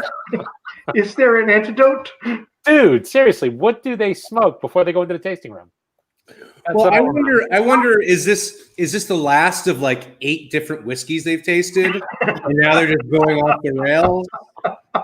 Or is cares? this chairman They're come home just and missing have at this point. smoke opium before he or she writes it? You know what they got for this? They got David Lynch to write these notes. They're in a hookah den. They're doing some tastings. You know, hey, it's all good, man. Wait, did you say hookers or hookah? Hookah. Goodness, it's a family. Whatever you heard, it's all good. You know, at an hour and 27 minutes, you can say it's all hookers and blows from here. You can. It's only 30 here, though. You cannot say that. No, Oh, that's good. That's really good. Wow. it's a Well, fun whiskey. It's funny what Aaron just said, because mentioning Single Cask Nation, because we had their Rodmore, is that how you pronounce it? Yeah, Ruidmore, yeah. And theirs was really good too. Yeah. There's a really interesting peat to it, or Yeah. oiliness and this weird a little salty. It's a little bit salt. Yeah. oily weirdness. Yeah. Huh. It's it's a heavily peated. You're looking at about 80 parts per million of peat for the Ruidmore, but it's only about 30% of their output. So Wow. a few casks. It's really not that much. Wow. Sorry? This is 80 ppm? Well, I mean, their company line is 80 ppm. Oh, okay. Is that the case here? I'm not sure. Probably not. How old is this one? And that's of course before This is a distillation. 6-year-old. Wow. Wow.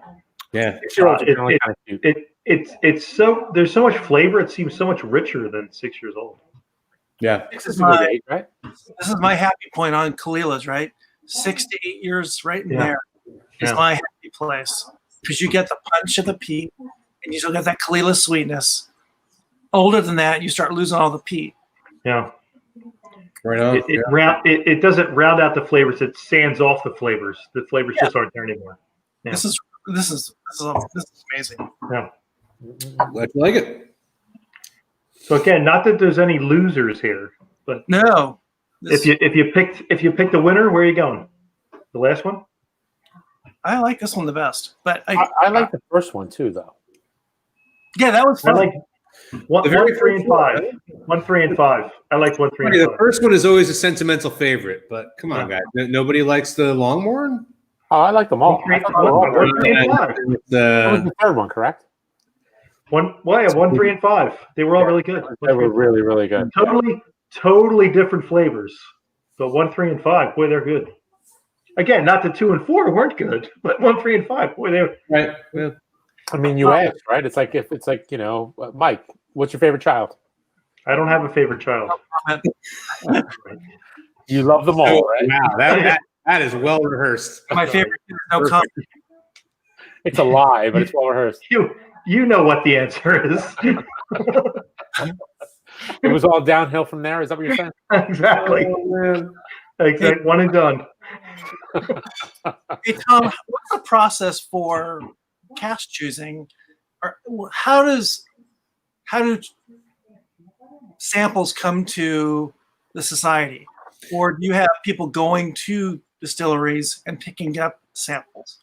It's a mixed bag. It's mixed. Typically, our spirits manager and director will go to distilleries and taste samples directly from the cask. Other situations, like currently, they need to receive samples from distilleries and essentially you're just tasting cask samples from them and giving your feedback. And there are always going to be certain casks that you're really keen to purchase. And as long as the negotiation process goes well, then we'll take those casks on and have them shipped to our warehouse. Right now, we have about 10,000 casks sitting in Glasgow and elsewhere around the country. Wow. So, yeah, there's a lot of whiskey to be bottled for sure. Do you guys ever do anything added to a cask? Do you recask it in something else, or when you buy a cask from a distillery, that's it? It sits until you bottle it. It's a fluid situation, I mean, we certainly purchase hoping that. I mean, at least I think, I would assume hoping that whiskey stays in its same cask for its life.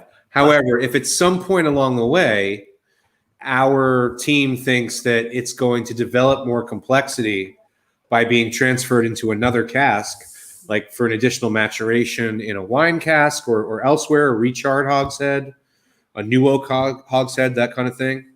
We're not shy, we're not going to shy away from doing that. At the end of the day, we want to provide the most complex and qualitatively sound casks for our members. And that's the bottom line. Do you ever put two casks together? Do you ever do any kind of blending like that? We have, yeah. We do have some blended batches, and actually you will see here and there for certain occasions a few casks or a few barrels married together into one cask for certain releases here and there. I mean, the vast majority is single cask whiskey. Yeah. Didn't you guys do a peated blend? The Peat Fairy, maybe? Was that what it was called? We did the Peat Fairy. We actually did 2 iterations of that. The first iteration of Peat Fairy was so Peat Fairy was based on different casks. So these were blended malts. So there was no grain whiskey here, all single malts from Isla and Speyside. The first iteration was 10 years old. Second iteration was 7 years old. And there's no more Peat Fairy right now that I know of, but we will be releasing a cask called Battle Axe, which is a heavily peated blend of Isla malts. Yeah. And so that'll be coming out. When is that coming out? I create the schedule. I should know this. I'm pretty sure it's later this month. 5 whiskeys, maybe not. It's not this month. It's definitely November. But in any case, it's rather soon. I can't believe that we're already in October. We're in Q4 2020. Anyway, we have got a shitload of whiskey coming down the pipeline. So we have a lot of fun stuff coming 10,000 casks, man. 10,000. Well, those are just the casks resting. I mean, So not bringing all that to the U.S. So that's one of the things that when I first joined, I want to say you did like a quarterly releases and now it seems like you're doing a month and then almost like a mid-month of some extra stuff. So you're cranking out a lot of whiskey over the course of the year. Is that just because the new parent is so much more aggressive in terms of purchasing casks and bottling and releasing? It's actually and the number of members have grown so much that we're the boots on the ground in the U.S. Yeah. So the UK follows our lead always, basically, and it's our forecasting that's dictating what we're releasing. Which country has the most members? The UK. UK. So we have about 30,000 members worldwide, and about 18 to 20,000 of them are in the UK. Okay. So Wow. yeah, the vast majority there. That's a lot. But they also had a pretty big head start on everybody else. Yeah. Gotcha. a little bit. Just a wee bit. I have a question for Mike. But yeah. Mike, have you seen a difference in pricing because of tariffs from the society? No. Good answer, Mike. They typically roll out a fair number of bottles that are in that 95 to 115 range, and that hasn't changed. Wow. They still have a lot of bottles that are between $95 and $115, which, again, not that speaks to you should only buy that. You shouldn't buy the more expensive ones, but towards the bottom end, if you're somebody who's not sure about what you want to buy, it's not a huge investment. You're not spending $200 for a bottle that you get and you go, "Oh, this is terrible." It's not terribly different than if you bought a single cask, single bottling, or like an 18 from somebody else. The price is about the same. I should say, if you spend $200 on a bottle and you open it up and you're just completely disgusted with it, please call me. I mean, I will take care of you. Oh, no. I didn't say that happened to me. I'm saying that. Plus, Angelo lives next door, so he handles most of it. Right. But Aaron has a question down here about the battle axe. So any of the blends that we do are blends from our own casks. So that means that we already purchased casks from, and I'm gonna guess at this point, because I'm not actually told exactly what casks are put into this blend, but I'm going to guess that it's casks from Colilla, from Bunnahabhain, from Lafroig that are blended together, and these are all casks that we previously purchased. So it's nothing that somebody else sort of assembled and then sold to us. This is all under our roof, essentially. Fun. Yeah. So that's a fun one, and there are a lot of different different cool whiskeys coming down the pipeline. So Mike mentioned earlier you guys are getting into some other spirits. So yeah, starting in 2017, we launched single cask spirits, and these are it's essentially an extension of what we're offering beyond Scotch malt whiskey and other single malt whiskey from around the world. And these include, to date, cognac, Armagnac, rum, and also different American whiskeys. I mean, there's a larger argument that could be made. Is bourbon and rye really just all whiskey along with single malts? I mean, right now we're kind of separating single malt from everything else. But those discussions are ongoing. However, you will see some American whiskeys in the form of American single malt, bourbon, rye, along with the other ones I mentioned: rum, cognac, Armagnac. And you're doing gin and grain. We are grains are just kind of considered Scotch whiskeys, and we've been doing those forever. I mean, for years, yeah. Nothing new. You're right. We are doing gin as well, and that's a really fun segment for us, where we can. I mean, it's tough to ask somebody to spend $95 on a bottle of whiskey and then tell them to put it in a cocktail. So we kind of shy away from that. Although I will say, a lot of young and sprightlies make really ridiculous highballs. Definitely. I'm sure they do. Anyway, but with gin, I mean, go for it. I mean, that's what it's all about. We're not really sipping gin neat, very often. So as far as martinis, as far as gin and tonics, other cocktails, whatever you can dream up, solid Negronis are being made with our cask strength gins. So a lot of different things are in play here. The Scotch whiskey will always be the heart of what we're offering, but it's great to be able to, reach out to people with a single cask cognac and Armagnac, especially because you just don't. That goes completely against what Armagnac and cognac are all about, which is the blend. That's usually single cask is relegated to the producer, keeping a few bottles of their best barrels for their own family. So being able to offer that is really, really cool. The rums are delicious. I mean, it's from Jamaica to Trinidad to Guyana. You got a lot of really cool stuff, both the British style and the Spanish style. It's a hot market. It's a hot commodity right now.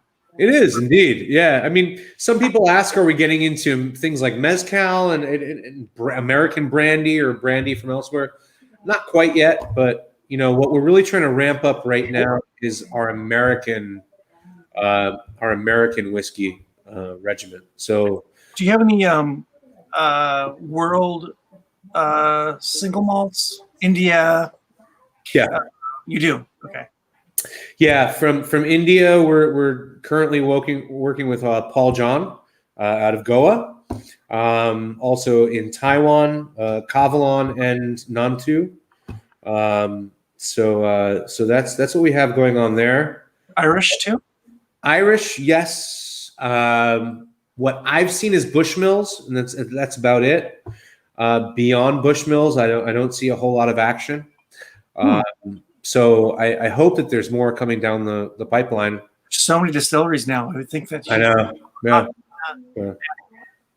It would be nice. It's it's just essentially we're sort of sending out to our members what the UK is wrangling up. So. You do a lot of Japanese, right? You do a lot of Japanese. You do a lot of Japanese whiskey too, right? Well, not a lot, but they're on the list, right? There's Probably Japanese. 10 years ago, it was a lot of Japanese, but that whole thing has changed. So, and then you've got the Penderyn. You've got here's Aaron. There's other stuff out there. Let's be in touch, man. Hey, four. For what? Children. While you drink. Oh my God. God bless you. Up, man. You need more to drink. Right? Oh my God, yes. Cheers, Aaron. So Japanese whiskey is difficult. The demand is through the roof, as you know. Now, yeah. And we're getting a few casks here and there, but typically they're sourced by much like my efforts and the efforts of the UK in conjunction are creating a lot of American whiskey. Local Japanese efforts are creating the acquisition of Japanese casks. So, the allocation won't be there for the US. It's only fair that Japanese chapter gets the vast majority of that allocation. That makes sense. So for whatever casks that they do secure, we're maybe getting 30 bottles, which is then at this point, it's going to be a lottery and so many people are going to be pissed. It's more people being ticked off they couldn't get it than people being happy that they got it. And at some point you kind of have to say, is it really worth it? I mean, don't get me wrong. I'm not going to turn down a Japanese cask, but what if you know a guy and that guy could maybe put a bottle aside for you? Huh? Right. Yeah, sure. I mean, if you huh? I have been known to be swayed, to do certain things. You mean this? Like put bottles aside? I don't know. I think that's the Scotch Malt Whisky Mafia. I think you're confusing me with that. Is that what that is? Nothing like the mafia. Omerta. Much more cutthroat. Yeah. Tom, what's your favorite junk food to eat to have with whiskey? Oh man. Licorice. No. My It's gotta be favorite something. junk food to have with whiskey. This is gonna sound weird. Pork crackling. Okay. Love it. No, nothing weird. Crackling. What's crackling? Like The skin. pork skins. Yeah. Oh, Chicharrones. like yeah, Right. chicharrones, Chicharrones. yeah. If Pork you rinds? find, like Yeah, pork pork rinds. rinds. Because Yeah, of the oiliness? Oh. the oiliness. Yeah. And the the salt. alcohol and the oil just like meld perfectly together. It's really, really nice. I find potato chips actually, in general, Chips are good. chips are good. It's We're weird. not allowed to have potato chips, Angelo. Thanks. Oh, You burned my dog. Thanks. oh, What? stop it. I did not burn his dog. So we have a chimnea, and Angelo, when he drinks, drops a lot of food. Yeah. So the dog would circle around him like he was his I best do friend. not drop With food. circling around him. I never And the drop dog food. got up against the grill for the chimnea Ouch. and singed her fur, What? which my wife then had to take the dog to the vet Oh for my her checkup. Wait, do I need to And, pull and, one the out? for dog, the- and the vet was like, "What happened here?" It's like, Oh I man. don't know. They were outside drinking. They burned the dog. I smell burnt dog hair. Oh, sorry, Bankman. Sorry, That's crazy. I That's didn't do it, totally man. crazy, man. Angelo burned the dog. I It was all did not him. burn the dog. We all agreed it was your fault. Fine. We all agreed. You may have left, but we all agreed it was your fault. We actually had Oreos in the house this week. Doesn't have We always have Oreos in the house. Oreos. Oh, that's good too. Oreos are good too. Yeah. So there were, I was out at a function in Los Angeles at Tam O'Shanter actually, and there was a member who told me. So this was October. So it was October last year, like more middle late part of the month, and he was saying that he was hosting Thanksgiving, and one of his favorite tricks to pull out is to pair Pop-Tarts with whiskey. So he was pairing. So for dessert, he brought out like these the cinnamon sugar Pop-Tarts with cherry whiskey, and I mean, man, that's just perfect. Cinnamon sugar and the s'mores. I can see either one of them working. Yeah, Absolutely. S'mores Pop Tarts. Yeah, Yeah. I can see that working too. Guys, you remember Mitch, the rum guy? Yes. Scott? Yeah. He was at the whiskey festival today and doing a popcorn and rum tasting Oh, Popcorn. with Dawn. What's her name? The one from Whiskey Exchange? Or oh. Ding. the there's this new brand of popcorn. Man, it's like got this Buddha guy on the label, and it's made with coconut oil. Oh, okay. Delicious. Hold on, I'm gonna get the bag. Hold on. Right there. Hold on. I'm going to taunt you with the bag I have, and you don't. When I watched that popcorn rum thing, it was some popcorn from the UK, and whatever one that they chose for this one rum, I thought there you go. Yeah. Lesser Evil. This shit is dope, man. It is really, really good. Is it like that crack? should be on a billboard somewhere. This Yeah? shit is This whiskey tasting brought to you by Lesser Evil Popcorn. Hey, man, I'm all in for sponsors. Yeah, I mean, so it's Hey, Tom, you get us a sponsor. Gracious. You get us a sponsor. Wow. You got yourself another member. You are so quick. Angelo, you're very, very quick. My goodness gracious.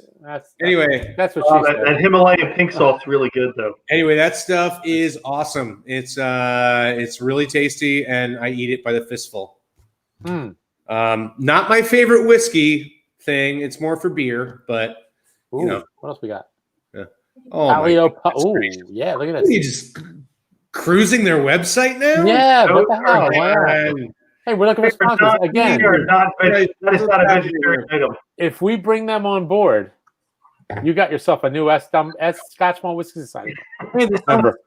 doesn't have that at Sprouts down the street from my house. I'm going there tomorrow. Nice. Wow. Aaron, how are the wildfires out there? What's going on? Wild. They're very wild. It's crazy. There's a fire. Well, where we are, we don't have the effects of them. As of a few weeks ago, there was a fire kind of the northern part of the county, LA County. That one was, our cars were covered in ash, and our houses were covered in ash, and it was smoky air every day. We don't have that now, but I think there's something like 40 fires going on throughout the state. I think there's been 4 million acres burned this year. Yeah. Twice as many as last year. I mean, that's just crazy. That's crazy. There's a fire going on in Northern California right now, and they're calling it a gigafire because it's already 100,000 acres, I think, and it's going to go bigger. It's crazy. And there's just not enough manpower, and we might get rain this weekend. So hopefully that hits the upper part of the state because we need rain. Wow. Damn. Yeah. Running out of things to burn. Right. Wild. Yeah. All right. Well, what do you think, gents? This was great. This was so fun. Any more questions? This was really great. Before we go, Yeah. Tom, talk about membership. What's the deal on how do you become a member? Cost of it? Well, up the credit card, baby. Crowds. You sign up online. There you go. You visit smwsa.com. Okay. And we have a straight membership for $99, different bundles that you can grab a bottle with, which I recommend. I think that's the best value there. And that gets you access to our whiskeys, to our staff, and A beautiful glass. wonderful glassware. Yes. Not really, but yes, sure. But Nice glass. But it allows you to get into the website and check out what we're offering and grab some bottles for yourself over the course of the first year. Each subsequent year is $70. We have a wonderful publication called Unfiltered Magazine, which we're sort of in a transition between print and digital. So it'll actually be more information. Just you won't be able to hold it in your hand any longer after a while. Print is dead. What's that? Print is dead. Yeah, sadly. I mean, I'm going to miss holding it in my hand. I like reading. I do. We're going to offer Holding it. once a year, but not quarterly like we used to in as far as print. But the digital is going to be fantastic. We'll be adding articles monthly. So it'll be some good times. And you do a Burns night, which is great. Burns night. we do Burns nights. We do all kinds of events throughout the year when we can do events. Quarterly events, maybe every 6 weeks, every 2 months, depending on the city you're in. Right now, we ain't events doing are fantastic. I mean, it's all eventually. Hopefully next year, whenever we decide to just live our lives in a normal way. When the vaccine comes out. We'll do events in New York, Chicago, Los Angeles, Orlando on a monthly basis. Other places like Philadelphia, Atlanta, San Diego, Portland, Seattle on a quarterly basis, and so on and so forth. So do you have ambassadors all throughout the country, or is it just you? We're a pretty small team, so it's myself and 3 other people who are acting as ambassadors. But we're strategically placed in the Southeast, Midwest, and West Coast. So we can cover a lot of ground. Do you have a territory? Do I? Yeah. Yeah. The entire United States. Okay. No, I didn't know if you were just East Coast through Chicago. And then, well, it depends. Like Jenna handles the West Coast. If you were talking like 3 years ago, I was Denver and East, so that was my territory. East. Yeah. But Has now, anyone seen a map? now it's pretty modest. I usually cover consistently DC to Boston, which is a pretty good beat, you know. You got the North and the Mid Atlantic. But unless somebody comes over from the UK, and then I usually go on a tour, you know, of the country. So Okay. Now, if there was a whiskey club that had a number of members, they could contact you and you could do a tasting for them as well. I mean, that's something else you guys do. Not often, but it could be done, right? Right now, it's kind of not now, but I mean, when all this is done, we could, yeah. What we could do now is, you know, we have these tasting kits, so we could actually we could organize a tasting with our tasting kits to take potential participants through a flight of whiskeys and kind of let them know what the Scotch Malt Whisky Society is all about on a smaller scale. You know, I mean, once things start opening up, then we'll be able to you know, expand and get back to where we once were. Right. But right now, I think the best way to do it is virtually and with these tasting kits and such, and you know, we'll kind of go from there. Well, this has been really fun. Yeah. Well, thanks so much for having me, guys. You know, thanks for being on. Thanks. yeah, this was really cool. It was great to see you, Mike, and you, Angelo, again. Aaron, it was an absolute pleasure to meet you. I love your funky questions. Thank you to Jen. Yeah, and to Jenna. Yeah, out and getting out the samples to us. Can do this again. Yeah. Thank you if you're watching. Yeah, like I said, you know, those other samples are for you guys to explore and make sure you use our glasses when you taste our whiskey. Huh? Absolutely. Well, Absolutely. Well, Aaron, you got one last question, right? Yeah. One last question. One last question. What's the most disgusting tasting note you've ever heard?